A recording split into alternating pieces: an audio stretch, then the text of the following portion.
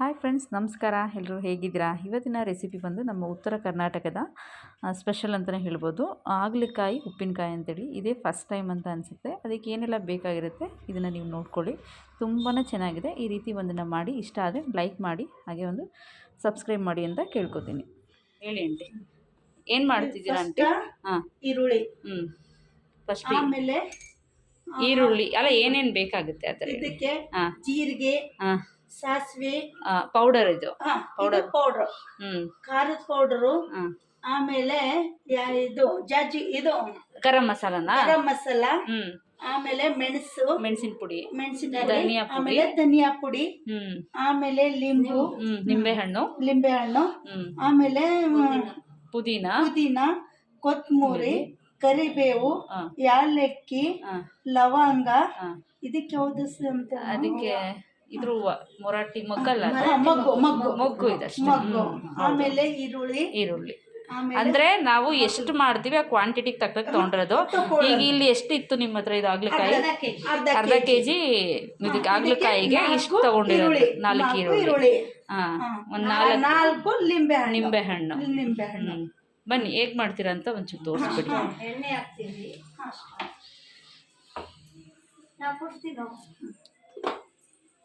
ಈ ಕಡೆ ಯಾರು ಮಾಡಲ್ಲ ಅಂತ ಅನ್ಸುತ್ತೆ, ನಿಮ್ಮ ಉತ್ತರ ಕರ್ನಾಟಕ ಕಡೆನೆ ಅಂತ ಅನ್ಸುತ್ತೆ ಮಾಡಲ್ಲ.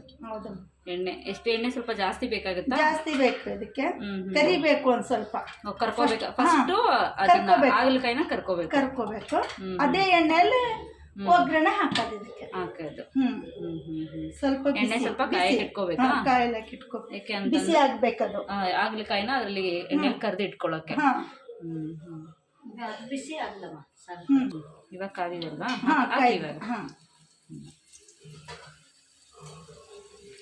ಇನ್ನ ಸ್ವಲ್ಪ ಹಾಕ್ಬೋದು.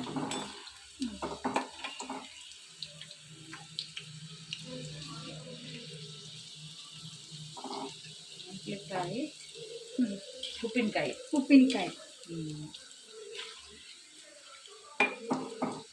ತಿಂಗಳಾದ್ರೂ ಇಟ್ಕೋಬಹುದು, 2 ತಿಂಗಳಾದ್ರೂ ಇಟ್ಕೋಬಹುದು. ಅದೇ ಹುಳಿ ಇರುತ್ತಲ್ವಾ, ಹುಳಿ ಇರುತ್ತಂಗೆ ಅದು ಫ್ರಿಜ್ ನಲ್ಲಿ ಇಡಬಹುದು, ಮೇಲ್ಗಡೆ ಇಟ್ಕೊಂಡು ಪರವಾಗಿಲ್ಲ. ಚಪಾತಿಗೂ ತಿನ್ಬೋದು, ಬ್ರೆಡ್ಗೆ ತಿನ್ಬೋದು. ಒಳ್ಳೇದಲ್ಲ ಹಾಗಲಕಾಯಿ, ಒಳ್ಳೇದಲ್ಲ ಶುಗರ್ ಇರೋದಕ್ಕೆಲ್ಲ. ರೊಟ್ಟಿಗೂ ನಡೀತದೆ.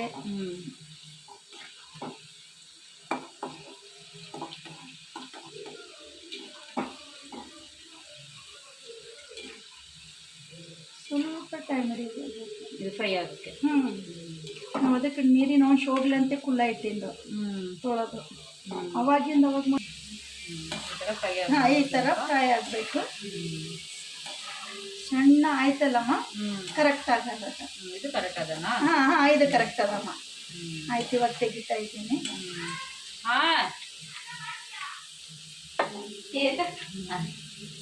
ಏನೋ ನೀನು ಹೇಳೋದೇನೋ ಕೇಳಿಸಲ್ಲ ಕಣ. ಅದು ಬರ್ತೈತಿ ವಿಡಿಯೋದಲ್ಲಿ.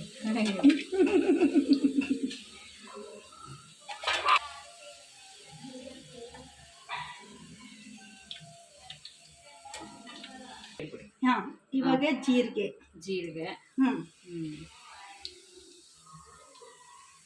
ಆಮೇಲೆ ಸಾಸಿವೆ,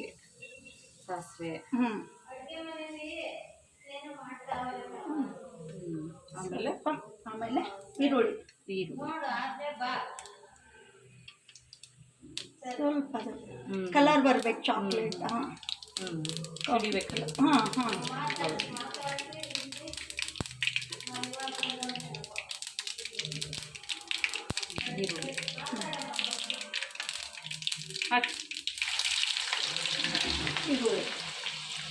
BP ಶುಗರ್ಗೆಲ್ಲ ಒಳ್ಳೇದಲ್ಲ? ಒಳ್ಳೇದು, ತುಂಬಾ ಒಳ್ಳೇದಮ್ಮ. ಇದು ರೊಟ್ಟಿ ಚಪಾತಿಗೆಲ್ಲ ಹಾಕೋತೀನಿ. ರೊಟ್ಟಿ, ಚಪಾತಿ, ಬ್ರೆಡ್ಡು.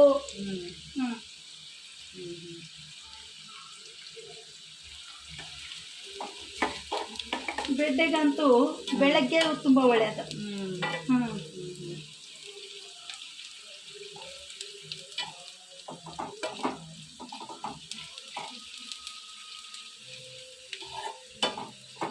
ಇದನ್ನು ಒಂದು ಸ್ವಲ್ಪ ಚಾಕ್ಲೇಟ್ ಕಲರ್ ಈರುಳ್ಳಿ. ಹಾಂ,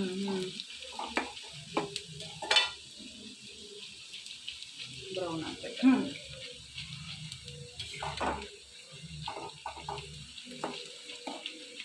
ಸ್ವಲ್ಪ ಎಣ್ಣೆ ಜಾಸ್ತಿನೇ ಹಾಕ್ಬೇಕು. ಎಣ್ಣೆ ಜಾಸ್ತಿ ಇದಾಗಿರುತ್ತೆ ಅಂತ. ಇಲ್ಲ, ಇಷ್ಟು ಎಣ್ಣೆ ಸಾಕಿವ. ಅರ್ಧ ಕಿಲೋಕ್ಕೆ ಇಷ್ಟು ಎಣ್ಣೆ ಎಲ್ಲ ಕರೆಕ್ಟ್ ಆಗ್ತದೆ. ಒಂದು 4 ಈರುಳ್ಳಿ ಅಲ್ವಾ, ಅರ್ಧ ಕೆಜಿಗೆ.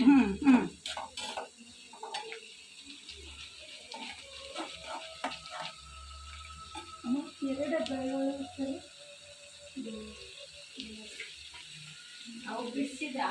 ಹಾಂ ಆಗೋಯ್ತು. ಹಾಂ, ಕರಿಬೇವು ಜಜ್ಜಿ ಹಾಕಿದ್ರೆ ಚೆನ್ನಾಗಿರುತ್ತೆ. ನನಗೆ ಜಜ್ಜಿಬಿಟ್ಟು ಕೊಡಿ ಬೆಳ್ಳುಳ್ಳಿ ಅಲ್ವಾ. ಜಜ್ಜಿಬಿಟ್ಟೆ ಹಾಕಿ ಸಾಕು, ಚೆನ್ನಾಗಿರುತ್ತೆ.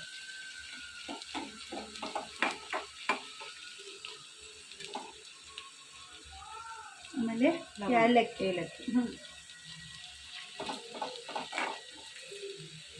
ಇದು ಹೂ ನೀವು ಯಾವ್ದು ಹೇಳ್ತೀರಿ? ಮೊಗ್ಗು ಅನ್ಸುತ್ತೆ. ಮೊಗ್ಗು. ಹಾಂ, ಮರಾಠಿ ಮೊಗ್ಗು. ಹಾಂ. ಆಮೇಲೆ ಲವಂಗ.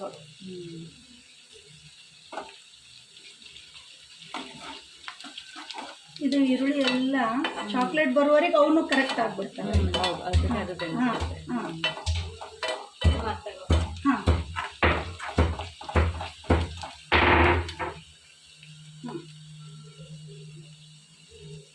ಜಜ್ಜಿರೋ ಬೆಳ್ಳುಳ್ಳಿ.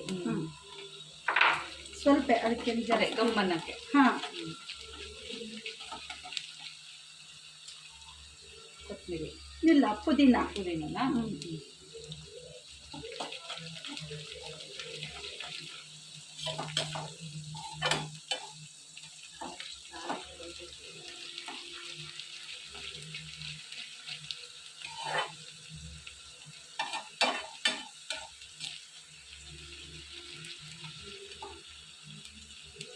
ಆಮೇಲೆ ಕೊತ್ತಂಬರಿ.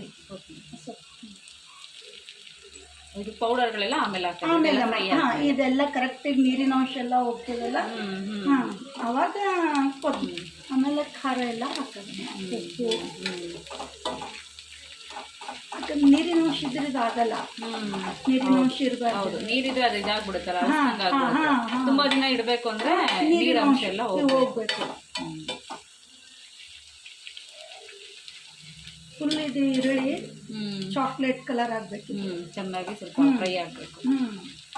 ಆಮೇಲೆ ಕರಿಬೇವು, ಕೊತ್ತಂಬರಿ ಎಲ್ಲ ಕಡಕ್ ಹಾಕ್ಬಿಡ್ತದೆ. ಹೌದು. ಆಮೇಲೆ ಲಿಂಬು ಹಿಂಡಿರ್ಬಾರ್ದು, ಮೆತ್ತಗಾಗ್ಬೋದು, ಅದು ಪರವಾಗಿಲ್ಲ. ಇವಾಗಿದ್ದು ಆಗ್ಬೇಕು ಹಿಂಗ ಫ್ರೈ ಆಗಬೇಕು.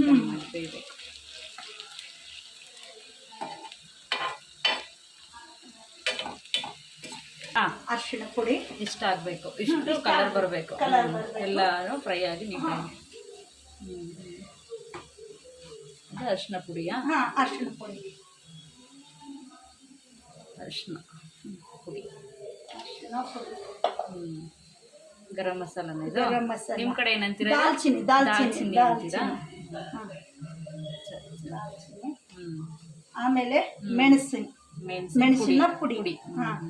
Pepper powder. ಆಮೇಲೆ ಧನಿಯಾ ಪುಡಿ. ಎಷ್ಟು ಬೇಕಾಗುತ್ತೆ? ಒಂದೊಂದು ಸ್ಪೂನ್. ಕಣ್ಣೆಳತೆಯಲ್ಲಿ ಹಾಕಂಥದ್ದು. ನಮಗೆ ಎಷ್ಟು ಬೇಕಷ್ಟು. ಖಾರ. ಆಮೇಲೆ ಖಾರ 2 ಸ್ಪೂನ್. ಒಂದೆರಡು ಸ್ಪೂನ್. ಇದು ಮಾಡ್ತಾ ಇರೋದು 4 ಅರ್ಧ ಕೆಜಿ ಇದಕ್ಕೆ. ಅರ್ಧ ಕೆಜಿ ಆಗ್ಲಿಕಾಯಿಗೆ. ಉಪ್ಪು ರುಚಿಗೆ ತಕ್ಕಷ್ಟು. ಒಂದು ಸ್ವಲ್ಪ ಜಾಸ್ತಿನೇ ಅದಕ್ಕೆ, ಯಾಕಂದ್ರೆ ಅದು ಲಿಂಬೆ ಹಣ್ಣು ರಸ ಅದು ಹೀರ್ಕೊಳ್ಳುತ್ತೆ ಅಂತ. ಒಂದು ಸ್ವಲ್ಪ ಸಕ್ಕರೆ. ಯಾಕಂದ್ರೆ ಸ್ವಲ್ಪ ಕಹಿ ಅಂದ್ರೆ ಒಂದು ಸ್ವಲ್ಪ ಸಕ್ಕರೆ.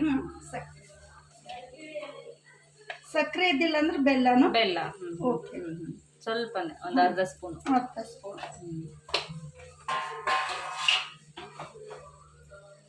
ಇವಾಗ ಲಿಂಬೆ ಹಣ್ಣಿನ ರಸ ಹಾಕೋದು. ಉರಿ ಎಷ್ಟಿರ್ಬೇಕು? ಇಲ್ಲ, ಉರಿ ಬಾರಿಕೆ. ಉರಿ ಕಮ್ಮಿ ಇರ್ಬೇಕು. ಉರಿ ಕಮ್ಮಿ ಇಟ್ಕೊಂಡು ಫ್ರೈ ಆಗಿರೋಂಥದ್ದು ಹಾಕೋದು.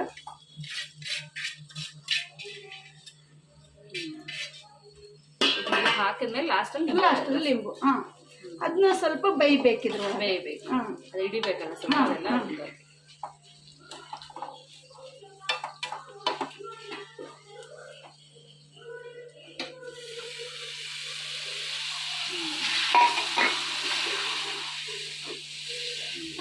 ಜಾಸ್ತಿ ಮಾಡೋದು, ಜಾಸ್ತಿ ಉರಿ ಮಾಡ್ಕೊಂಡು ಪೂರಿ ಮಾಡ್ಕೊಳ್ಳೋದು.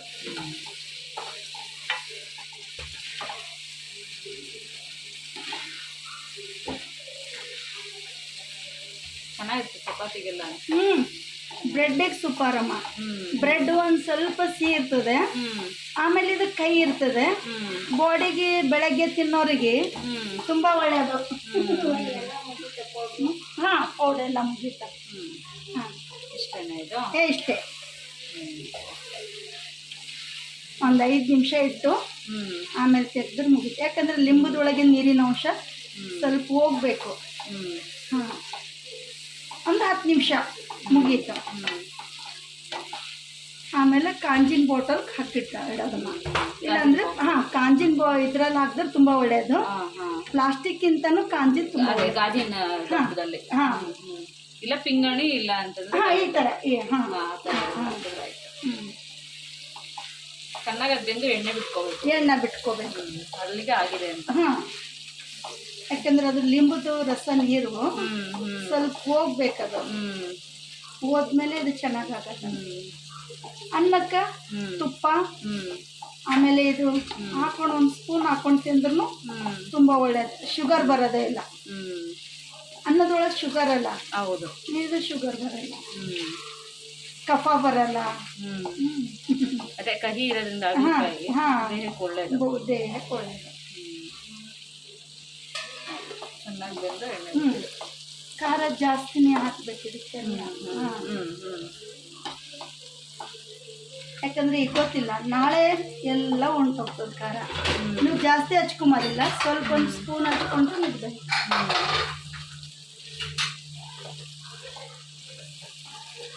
ಇದು ಹಾರಕ್ಕೆ ಬಿಟ್ಟಿದ್ರಿ. ನಾನು ನೀವು ನಾಳೆ ಡಬ್ಬಿಗೆ ಹಾಕಿರ್ತಾರ, ಡಬ್ಬಿ ಒಂದು ಫೋಟೋ ತೆಕ್ಕೊಡ್ತೀನಿ. ನಂಗೆ ಬೇಕದು. ಹಾಂ, ಸರಿ. ಮುಗೀತಮ್ಮ. ಅಷ್ಟೇನಾ? ಹಾಂ, ಇಷ್ಟೇ ಆಯ್ತು.